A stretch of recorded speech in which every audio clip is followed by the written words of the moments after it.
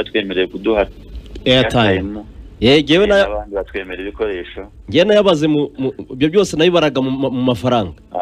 Yeah, sure.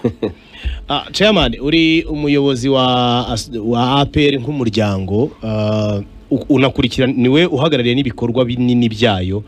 Hari umushinga wagaragajwe mu birori mwakoreye ku Murindi wo kugira complex yanyu bwite, wo kugira ahantu mushobora no kwakirira imikino hanyu bwite.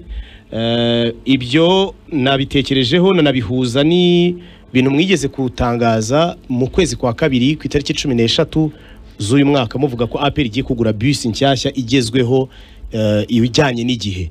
Ibyo bintu, iyo mishinga ihari iri ryari, izakorwa mu gihe kingana iki, bimeze gute? Ibyo uvuga nibyo.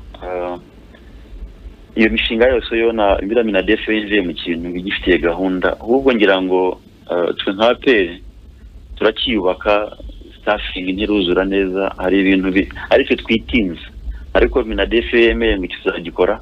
Hari izindi rero activities zibamo hagati aho imisha ubutaka, umenye ibishushanyo mbonera kikaba kicyo, hari ibintu biri aho hagati bidutinza, ariko nitwe twitinza, ariko ubuyobozi bukuru yo bwatanze umurongo.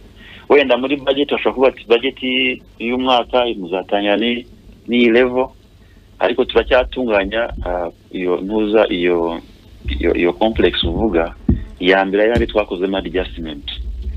Wenda n'ikindi mutazi twagiye tunavugurura ubu bakinyeho baba ni heza, ariko turashaka noneho ngo ibintu